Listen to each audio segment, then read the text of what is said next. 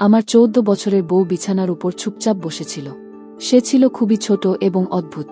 ওর বয়স অনুযায়ী সে এখনও জীবনের অনেক কিছুই বুঝে না। আমাদের বিয়ে খুব তাড়াতাড়ি হয়ে গিয়েছিল। আমি জানতাম যে সে মানসিকভাবে প্রস্তুত নয়। আমি ওর কাছাকাছি গিয়ে ধীরে ধীরে কথা বলার চেষ্টা করলাম।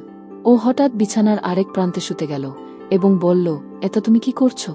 আমি শুনেছি বিয়ের রাতে বর তার নববধূকে এটা উপহার দেয়। তারপর আলো নিভে যায় এবং পরে দিন সকাল হয়। কিন্তু তুমি এসব কি করছো? আমি তাকে শান্ত করে বললাম, সবকিছু সময়ের সাথে সাথে বুঝে যাবে। বিয়ের মানে শুধুমাত্র উপহার নয়, এর পেছনে অনেক বড় দায়িত্ব এবং ভালোবাসা রয়েছে। আমার কথা শুনে সে একটু শান্ত হল। পরিবারের সবাই মিলে আমার এই বিয়ে ঠিক করে। আমরা গ্রামের মানুষ, যেখানে বরদের সিদ্ধান্তে ছোট বয়সে বিয়ে ঠিক হওয়া খুব সাধারণ ব্যাপার। পায়েল ছিল আমার দিদির ছোট বোন, আর তার সঙ্গে আমার বিয়ে হয়। সে দিন রাতে পায়েল সাজানো বুজের মতো বিছানায় বসেছিল। আমি ঘরে ঢুকে তাকে প্রথমে নমস্কার জানালাম। তার মুখে ছিল লজ্জার এক চমৎকার মিশ্রণ। আমি ধীরে ধীরে তার পাশে বসলাম।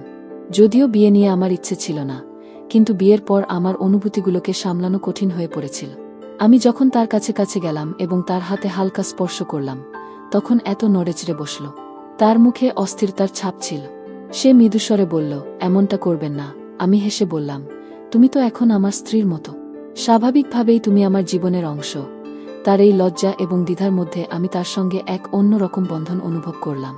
আমাদের জীবনের এই নতুন অধ্যায় কিভাবে এগিয়ে যাবে, সেটা ভেবে আমি আরও দৃঢ় মন স্থির করলাম। আমি তার কাছে গিয়ে কথা বলার স্পষ্টভাবে দেখলাম। তার এমন আচরণে আমি নিজেও অবাক হয়ে গেলাম। আমি তার হাত ধরে তাকে থামালাম এবং বললাম, "তুমি ভয় পেও না, আমরা একসঙ্গে এগিয়ে যাব। আজকে রাত শুধু আমাদের জন্য, আর আমরা একে সুন্দরভাবে স্মরণ করে তুলব।" আমি কিছুটা অবাক হয়ে তাকে জিজ্ঞাসা করলাম, "তাহলে বলো তো, স্বামী বিয়ের রাতে তার স্ত্রীর সাথে কি করে?" স্বামী তো প্রথমে তার স্ত্রীর জন্য মুখ দেখানোর উপহার নিয়ে আসে। আমি মৃদু হেসে বললাম, "এরপর কি হয়?" সে বলল, "তারপর স্বামী স্ত্রীর সঙ্গে অনেক কথা বলে, যেমন তার বাবা মায়ের যত্ন নেওয়ার কথা, পরিবারের সবার ইচ্ছে মেনে চলার কথা।" আমি অবাক হয়ে বললাম, "তুমি তো সবকিছু বেশ ভালোই জানো, এত কম সময়ে এত বুদ্ধিদীপ্ত কথা বললে?" সে গম্ভীর হয়ে বলল, "হ্যাঁ, আমি বুদ্ধিমান, আর আমি জানি কিভাবে শ্বশুরকে আমার মতো করে রাখতে হয়।" তার এসব কথা শুনে আমার মুখে হাসি এল। আমি ধীরে ধীরে তার হাত ধরে কাছে টেনে বললাম, "তাহলে আয়, আজ আমাদের নতুন দিনের গল্প শুরু করি।" আমি মৃদু হাসি দিয়ে বললাম, "আজকের দিনটা বেশ ক্লান্তিকর ছিল, তাই না? তোমার যদি আরামদায়ক পোশাক পরে একটু স্বস্তি লাগে, তাহলে ভালো হবে।" তার মুখে লজ্জা আর একটু দ্বিধা দেখা গেল। আমি আলমারি খুলে একটি আরামদায়ক পোশাক বের করে তার দিকে বাড়িয়ে দিলাম। বললাম, "তুমি চাইলে এটা পরে নিতে পারো, এতে কিছুটা স্বস্তি।" আর একটা মৃদু হাসির আভাস দেখা গেল তার চোখে। সে যখন তার চুল বেঁধে যাচ্ছিল, আমি মৃদু হাসি দিয়ে বললাম, "তুমি জানো, আমাদের জীবনের এই নতুন অধ্যায় শুরু করার সময় এসেছে।" তার চোখে একটু লজ্জা আর একটু কৌতূহল দেখা গেল। আমি তার হাত ধরে বললাম, "এটা তো আমাদের নতুন জীবনের শুরু। চিন্তা করো না, সবকিছু ঠিক হয়ে যাবে," বললাম আমি। তার মুখে কিছুটা দ্বিধার ছাপ দেখা গেল। সে ধীরে ধীরে বলল, "আমি একটু স্বস্তি বোধ করছি। লাইট বন্ধ করতে চাই না, আলো জ্বালিয়ে রাখা ভালো," সে বলল। আমি হাসি দিয়ে বললাম, "তুমি কি জানো, অনেক সময় লাইট নিভিয়ে রাখা হয়, এর মানে শুধু অন্ধকার নয়, বরং নতুন অভিজ্ঞতা শুরু করার প্রতীক। আমরা যখন জীবনে নতুন অধ্যায় শুরু করি, তখন একটু সাহস আর বিশ্বাস দরকার হয়," বললাম আমি। আর তার চোখে কৌতূহলের অনুভূতি ও নিঃশব্দ প্রশংসা ছিল। "ভয় পেজো না, আমি তোমার পাশে আছি।" তার মুখে একটু হাসি ফুটে উঠল। আমি বুঝতে পারলাম ধীরে ধীরে তার দ্বিধা দূর হতে শুরু করেছে এবং সে নতুন জীবনের গল্প শুরু করতে প্রস্তুত। আমি ধীরে ধীরে ঘরের লাইট বন্ধ করে দিলাম। আমি বুঝতে পারলাম, তুমি যদি ভয় পাও না, তবে আমি নতুন যাত্রায় একসঙ্গে এগিয়ে যাব। তার মুখে দ্বিধা থাকলেও একসঙ্গে চলতে থাকার দ্বিধা ছিল। আমি বুঝতে পারলাম এই রাত শুধুমাত্র তার জন্য নয়, আমাদের জীবনে নতুন অধ্যায় শুরু করার জন্য। আমি তার হাত ধীরে ধীরে ধরে বললাম, "আমার উদ্দেশ্য পূর্ণ হয়েছে, কারণ আমি শুধু তাকে একটু ভয় দেখাতে চেয়েছিলাম।" আমি ধাঁধা শুরু করে বললাম, "তুমি এমন করছো কামন? শুয়ে পালো এখানে," বললাম। "না হলে অবশ্যই আমাকে কঠোর হতে হবে।" কিন্তু সে আমার কথা না শুনে দৌড়ে ঘর থেকে বেরিয়ে গেল। কিছু সময় পর আমার বড় ভাই দরজা ঠোক দিয়ে শুরু করল। আমার মুখে মৃদু হাসি ফুটে উঠল। আমি ভাবলাম, হুটশক ছিল তো ভাই, নিজেই সিদ্ধান্তে এসে আমার বিয়ে ঠিক করে দিল। এবার ফালভুক করো। কিছু সময় পর আমার বাবা মা এবং বড় ভাই দরজার সামনে এসে দাঁড়ালেন। পায়েল তখন আমার ভাবির বুকের কাছে মাথা রেখে কাঁদছিল। ভাবি তাকে সান্ত্বনা দেওয়ার চেষ্টা করছিলেন এবং জিজ্ঞেস করলেন, "তোমার কি হয়েছে?" "পায়েল, আপনাদের নতুন জীবনের শুভেচ্ছা," বললাম আমি। আর তারপর নিজের ঘরে ফিরে এসে গভীর শ্বাস নিয়ে বিছানায় শুয়ে পড়লাম। কিছু সময় পর আমার বড় ভাই আমার ঘরে এসে দরজায় ঠোকা দিলেন। একটু হালকা থাকতে পারো না নিজেই স্ত্রীর সঙ্গে? আমি মৃদু হাসি দিয়ে বললাম, আমি তো শুধু হাত ধরেই ছিলাম, আর কিছু বলিনি। এত বড় বিষয় বানাতে বুঝিনি। তিনি রাগ করে বললেন, তুমি জানো, এক আন্ডার জন্য আমার রাতটাই মাটি হয়ে গিয়েছে। আমি বললাম, দেখো ভাই, যখন এক 4 বছরের মেয়েকে বউ করে ঘরে পাঠাবে, তখন এমন কিছু হওয়া খুবই স্বাভাবিক। এখনো তো বাঁচতেই পারেনি, বিয়েতে কি হবে? ও মাথায় শুধু ছিল যে মুখ দেখার সময় দামি দামি উপহার পাবে আর নতুন নতুন জামা পরবে। বিয়ের দায়িত্ব আর সম্পর্কের গভীরতা বুঝতে পারল না। ভাই চুপ হয়ে গেলেন আর আমি বললাম, শুধু তোমার নয়, আমার রাতও মাটি হয়ে গিয়েছে। এখন চুপচাপ ঘুমো, আমাকে ঘুমাতে দাও। এই বলে আমি লাইট বন্ধ করে শুয়ে পড়লাম। কিন্তু বড় ভাই তখনও ঘুমাতে পারেনি। বিছানায় এপাশ ওপাশ করতে থাকলেন। আমি বিরক্ত হয়ে বললাম, ভাই, একটু শান্ত হয়ে ঘুমাও। আমারও ঘুম দরকার। তিনি বললেন, ঘুম আসছে না। তুমি এত সময় দিতে পারো না। আমার রাতটা নষ্ট করলেই। আমি মনে মনে বললাম, তোমার তো এমনই হতো। নিজের বিয়ের শখ মেটাতে গিয়ে আমার বিয়েটা পেরেছিলে। আমি বারবার বলেছিলাম, কিন্তু কেউ শোনেনি। এই বলে আমি মুখ বন্ধ করলাম এবং ঘুমানোর চেষ্টা করলাম। আর মনে মনে বিড়বিড় করছিলাম, কতবার বলেছিলাম আমি এখনই বিয়ে করতে চাইনি। কিন্তু দেখো, এখন তো মজা হচ্ছে, তাই না? যখন বিয়ে রাতে স্ত্রী ছাড়া সময় কাটাতে হয়, তখন ভালোই মজা হয়। এটা তো মাত্র শুরু। দেখো সেই সরল মেয়েটাকে। আমি প্রতিদিন তাকে কিভাবে ভাই দেখাবো। সে প্রতিদিন তোমার ঘরে এসে থাকবে, আর তুমি থাকবে আমার ঘরে। আমি মনে মনে সিদ্ধান্ত নিয়েছি যে বাবা মায়ের সেই কথাকে মিঠা প্রমাণ করব। এক বাড়ি থেকে 2 বোন আনা উচিত নয়।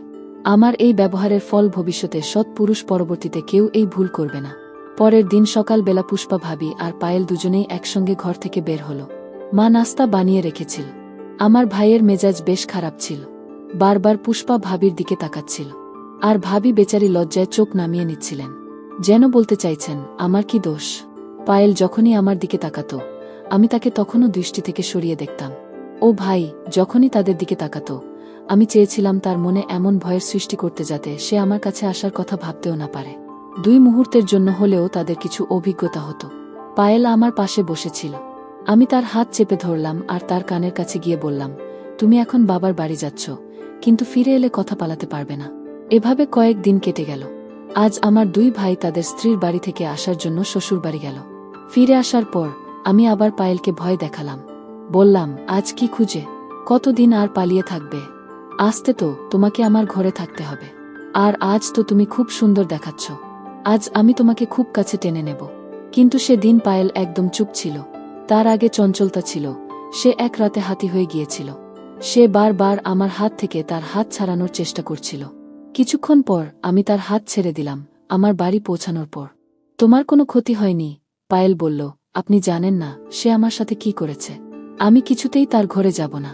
আমি বিয়ে করতে চাইনি। আমাকে আমার বাবার বাড়ি পাঠিয়ে দিন। আমি সেখানে থামলাম। ভাবি বললেন, দেখো, এখন এরকম কিছু সম্ভব নয়। তখন তুমি বিয়েতে কোনো আপত্তি করতেনি, বলেছিলে। ঠিক আছে, পায়েল বলল। আমি জানতাম না যে বিয়েতে এসব হয়। আমি কিছুই জানি না। আমি ঈশানের ঘরে যাব না।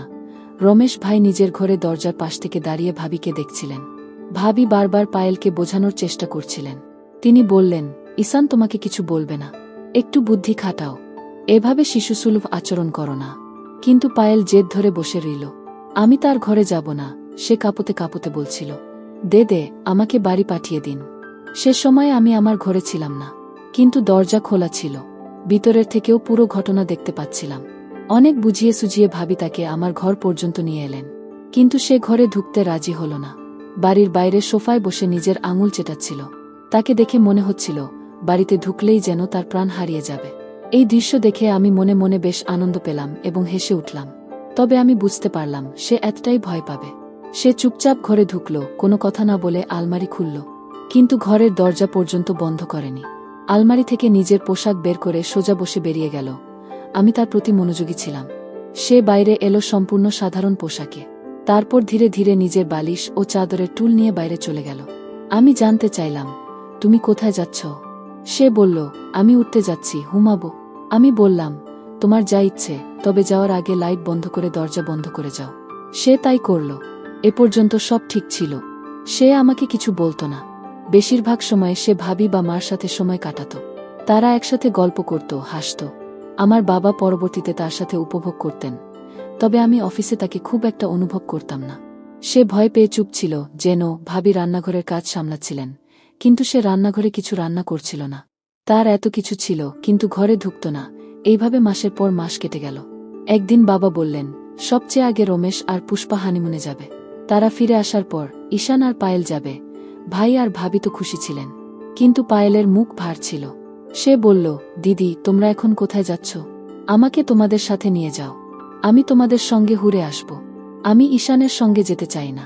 পায়েলকে বুঝিয়ে ভাবি তাকে পাঠিয়ে দিলেন। কিন্তু এরপর থেকে পায়েল মাঝে মাঝে রমেশ ভাইয়ের ঘরে গিয়ে ঘুমাতে লাগল। অন্যদিকে আমার মধ্যে এক অদ্ভুত অনুভূতি জাগতে শুরু করল।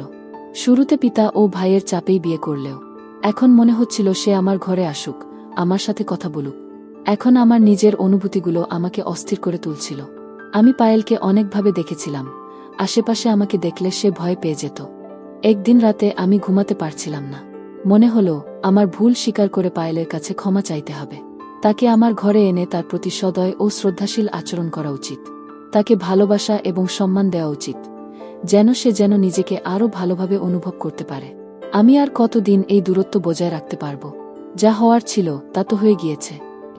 আমি ঠিক করলাম এখনই কিছু করা দরকার। এরপর আমি আমার ঘর থেকে বের হলাম। রমেশ ভাইয়ের ঘরে দরজায় নক করলাম। দরজাটা খোলা ছিল। আমি হালকা করে দরজায় নক করলাম, কিন্তু ভিতর থেকে কোনো সাড়া পেলাম না। আমি আবার নক করলাম, তবুও কোনো প্রতিক্রিয়া নেই। তখন আমি জানালার কাচ একটু খুলে ভিতরে তাকালাম। পায়েল বিছানায় গভীর ঘুমেছিল। তার চুলের কায়তা গুছিয়ে হাওয়া উড়ে এসে মুখে পড়েছিল, যা তাকে আরও সুন্দর করে তুলেছিল। তার সেই রূপ দেখে আমার মনে হলো এতদিন যা হয়েছে তা যথেষ্ট। এবার সব ভুলে নতুন করে শুরু করা দরকার। আমি সিদ্ধান্ত নিলাম, রমেশ ভাইয়ের মতো আমিও আমার দাম্পত্য জীবন শান্তিতে কাটাতে চাই। রমেশ ভাই প্রায় 8 দিন হল। 8 দিন পর তিনি ফিরে আসবেন। এরপর আমাকে পায়েলের সাথে যেতে হবে, কিন্তু তার আগে আমি পায়েলের সাথে বন্ধুত্ব করতে চাই।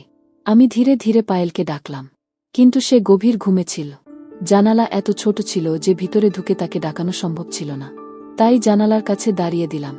ভয় ছিল আমার অভ্যর্থনা মা বাবার ঘরে যাবে। অনেক চেষ্টা করার পর সে চোখ খুলল এবং জানালার কাছে এসে আমাকে দেখল। সে জিজ্ঞেস করল, কি হয়েছে? আমি বললাম, প্রতিদিনের এই নাটক আর ভালো লাগছে না, চলো তোমার নিজের ঘরে যাও। কিন্তু সে আবার ভিতরে গিয়ে বলল, না, আমি এখানে ভালো আছি।